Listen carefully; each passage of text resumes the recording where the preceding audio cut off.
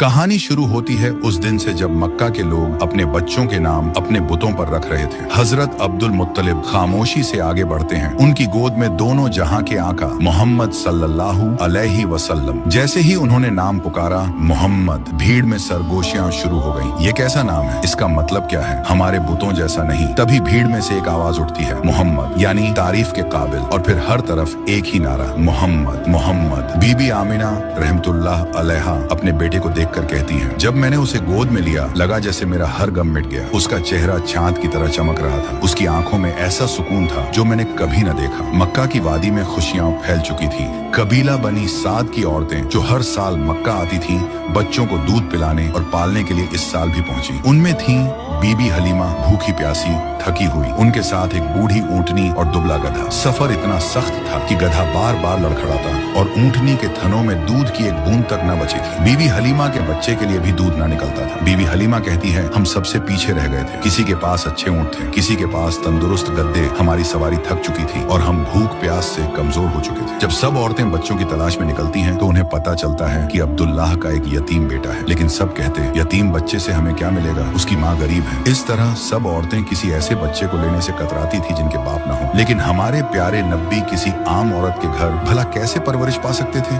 उनके लिए अल्लाह ने किसी खास को ही चुना था और वह थी बीबी हलीमा, जिनकी किस्मत पर यह जमीन और आसमान आज तक रश्क करते हैं। बीबी हलीमा और उनके शौहर हारिस ने भी सोचा था कि यतीम बच्चा लेने से हाथ खाली रहेंगे। मगर जब सब औरतें अपने अपने बच्चे ले चुकी और उनके हिस्से में कुछ न आया, फिर बीबी हलीमा ने अपने शौहर से कहा, चलो उस बच्चे को ही ले लेते हैं, शायद इसी में हमारी बरकत हो। हारिस ने कहा, हाँ क्यों नहीं, शायद यही बच्चा हमारे नसीब बदल दे। और जब बीबी हलीमा बीबी आमिना रहमतुल्लाह अलैहा के घर पहुंची तो उन्होंने देखा और आगे क्या हुआ। जब बीबी हलीमा बीबी आमिना रहमतुल्लाह अलैहा के घर पहुंची तो उन्होंने देखा गोद से नूर फूट रहा था। वो अब्दुल्लाह रजी अल्लाहु अन्हा की निशानी था, जिसकी पेशानी से रोशनी झलकती थी। उसे देखते ही बीबी हलीमा के दिल में बेपनाह मोहब्बत उतर आई। जैसे ही उन्होंने बच्चे को सीने से लगाया, उन्हें महसूस हुआ कि उनके सीने में दूध भर गया है। उनका अपना बच्चा जो रात रात भर रोता था अब चैन की नींद सो गया। हारिस ने जब अपनी कमजोर ऊंटनी को देखा तो हैरान रह गए। अब उसके थनों से भी दूध निकल रहा था। उन्होंने पिया और ताजगी महसूस की। बीबी आमिना रहमतुल्लाह अलैहा ने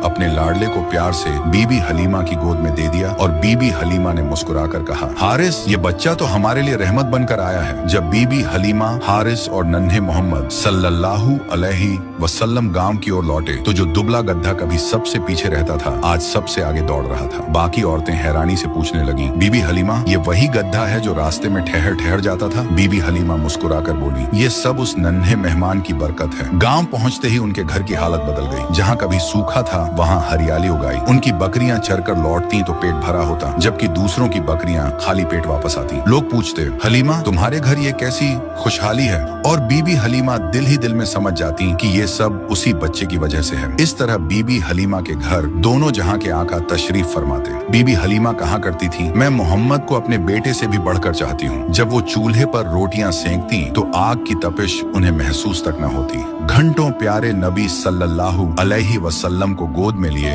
उनके चेहरे की रौनक देखती रहती और सोचती कि उनका घर जन्नत बन गया है। मुझे इस बच्चे ने कभी कोई तकलीफ ना दी, बल्कि मेरी हर तकलीफें इसने दूर कर दी। वक्त गुजरता रहा और प्यारे नबी सल्लल्लाहु अलैहि वसल्लम अब करीब 3 साल के हो चुके थे। एक दिन उन्होंने अम्मा हलीमा से पूछा, अम्मा, मेरे भाई रोज कहाँ जाते हैं? बीबी हलीमा ने कहा, मेरे शहजादे, मेरे जिगर के टुकड़े, वो बकरियां चराने जाते हैं। नबी सल्लल्लाहु अलैहि वसल्लम ने फरमाया, मेरा भी दिल चाहता है कि मैं उनके साथ जाऊं। बीबी हलीमा बोली, मेरे प्यारे बेटे, तुम बहुत नाजुक हो, मुझे डर लगता है कहीं आपको यह धूप परेशान न करे। मैं आपको तकलीफ में नहीं देख सकती। मगर जब प्यारे नबी सल्लल्लाहु अलैहि वसल्लम ने बार बार कहा तो आखिरकार अम्मा हलीमा ने इजाजत दे दी। हालांकि उनका दिल अब भी फिक्रमंद था। इस तरह अल्लाह के प्यारे हबीब नबी सल्लल्लाहु अलैहि वसल्लम बकरियों को लेकर जंगल की तरफ जाने लगे और इसी तरह 4-5 दिन गुजर गए। नबी सल्लल्लाहु अलैहि वसल्लम रोज सुबह बकरियों को लेकर जंगल की ओर जाने लगे थे। मगर एक एक दिन बीबी हलीमा का दिल अचानक घबरा उठा। उन्होंने प्यार से कहा, मेरे लाडले, आज के बाद तुम बकरियां चराने नहीं जाओगे, मेरा दिल गवाही नहीं देता। उसी पल उनका एक बेटा दौड़ता हुआ आया और रोते रोते बोला, अम्मा,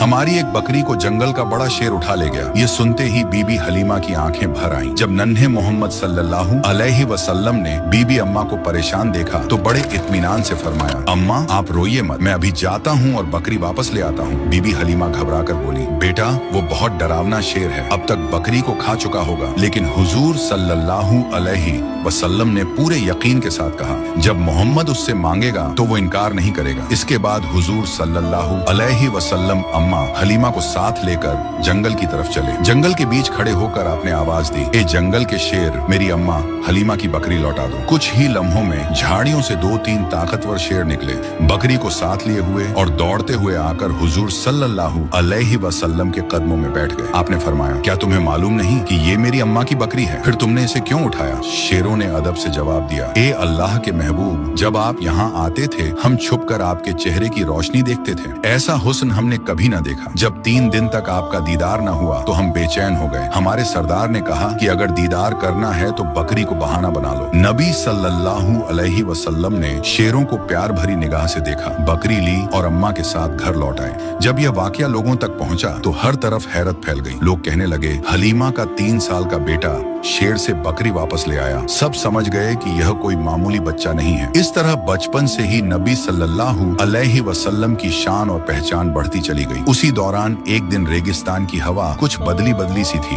बीबी हलीमा की झोपड़ी के पास बच्चे खेल रहे थे और नन्हे मोहम्मद सल्लल्लाहु अलैहि वसल्लम भी उनके साथ मासूमियत से खेल रहे थे। अचानक खेलते खेलते आपका चेहरा सफेद पड़ गया और आप जमीन पर गिर पड़े। उसी वक्त आसमान से 2 फरिश्ते उतरे। उनके हाथों में चांदी का तसला था जिसमें बर्फ और झमझम का पानी भरा हुआ था। उन्होंने नरमी से हुजूर सल्लल्लाहु अलैहि वसल्लम को उठाया, लिटाया और सीना मुबारक खोला। डर के मारे बच्चे भागते हुए बीबी हलीमा के पास पहुंचे और चिल्लाकर बोले, अम्मा, मोहम्मद के साथ कुछ अजीब हुआ है। बीबी हलीमा और उनके शौहर हारिस घबराकर दौड़े और देखा कि नन्हे मोहम्मद सल्लल्लाहु अलैहि वसल्लम जमीन पर लेटे हुए हैं। हुजूर सल्लल्लाहु अलैहि वसल्लम का चेहरा गुलाब की तरह दमक रहा था। फरिश्ते सीना धोकर उसे पहले जैसा कर चुके थे और दिल से मैल का हिस्सा निकाल दिया गया था। ये मंजर देखकर बीबी हलीमा का दिल कांप उठा। उन्होंने नन्हे मोहम्मद सल्लल्लाहु अलैहि वसल्लम को सीने से लगा लिया और घबराकर हारिस से बोली, ये क्या था? कहीं इस बच्चे को कोई नुकसान तो नहीं? हारिस भारी आवाज में बोले, हलीमा, ये इंसानों का काम नहीं, ये अल्लाह का फैसला है। ये बच्चा मामूली नहीं है, लेकिन मुझे डर है कि कहीं कोई बड़ी आजमाइश न आ जाए। बेहतर है हम इसे इसकी माँ के पास पहुंचा दें। बीबी हलीमा की आंखें भर आईं।